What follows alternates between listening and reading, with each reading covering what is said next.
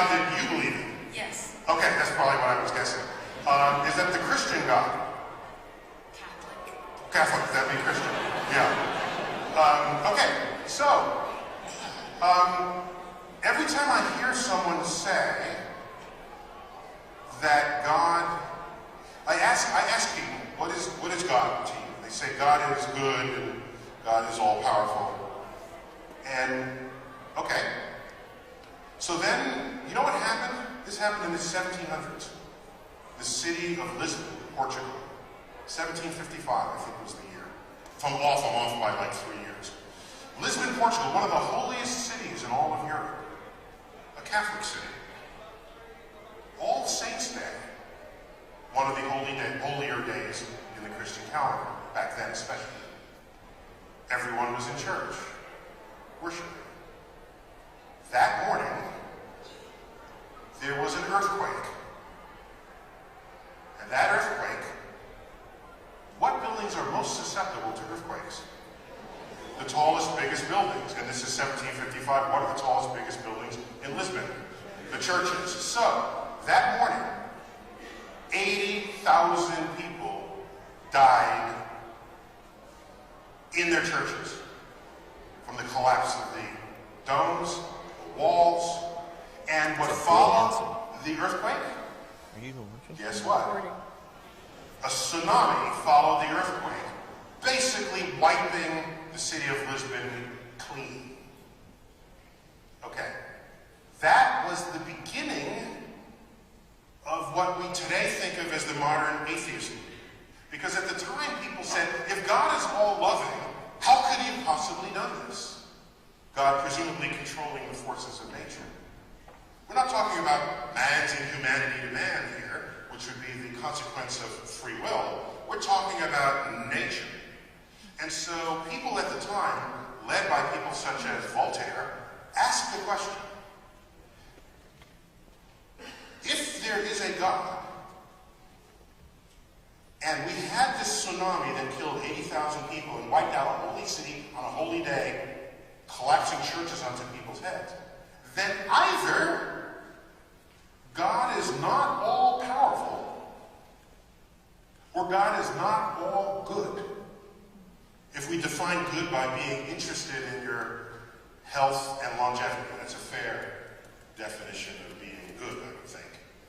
And so that created an entire philosophical rift in the theological community, and people parted ways at that time.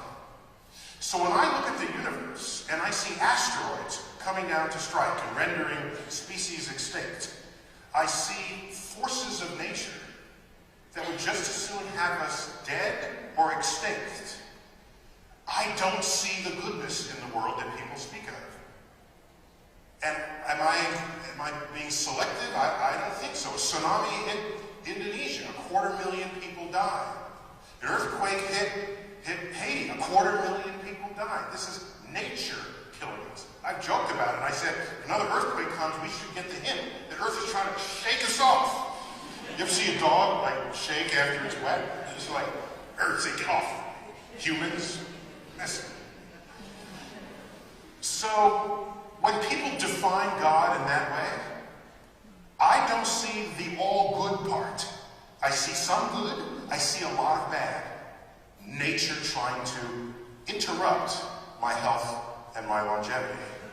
So now, that being said, nearly half of all scientists are religious.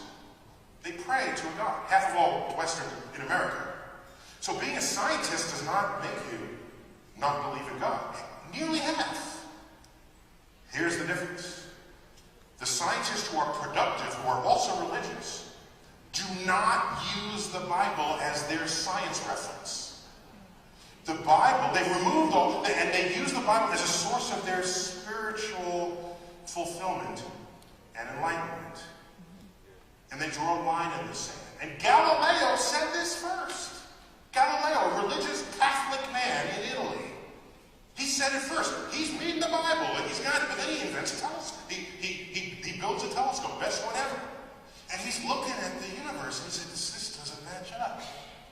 And so he comes up with the phrase, a brilliant phrase, in a letter to a friend of his. this. He said, apparently, the Bible tells you how to go to heaven, not how the heavens go. So he drew the first line in the sand between how you might relate to your religion if you're going to live in a physical reality. And so my issue has never been about religion and society. I never talked about it. I mean, I mentioned it historically and what forces interplay. But we live in a free society where we tell ourselves that. And our Constitution is written in such a way that the government can't tell you what religion to be. You can be whatever religion you want. And you know what guarantees that?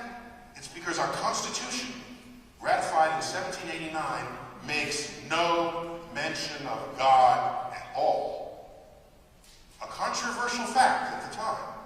How could you found a country with no mention of God? It's because the founding fathers were afraid that if a government establishes a God, that you will not have the freedom of religion that the Constitution promises.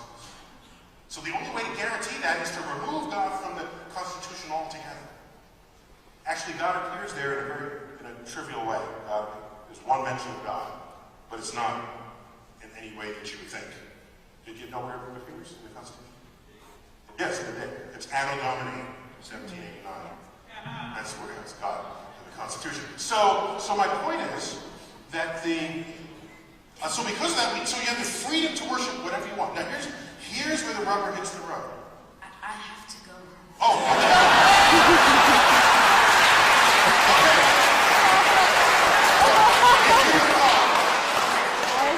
Since you are our future, I want you to understand something and not forget it. Are you ready? Okay. Religions all over the world constitute what we call belief systems. Okay? And your freedom to believe whatever you want is a right and even a privilege in a free society. That's a good thing. Consider, however, that if you believe something that's part of a religious philosophy, and someone else has a different religion that's a different religious philosophy, and you're not agreeing with one another, and there's another religion over here, and another over here, and they don't agree, you're still free to believe what you want. But what that tells you is that it is unstable to build a government on a belief system. What you want is objectively verifiable truths around which we can all agree. That's what you build your economic system on, your governance on. Once you have that, then you go forth to your mosques, and to your churches, and to your... Go forth and preach and believe whatever you want. But know the difference, as Galileo did, between how to go to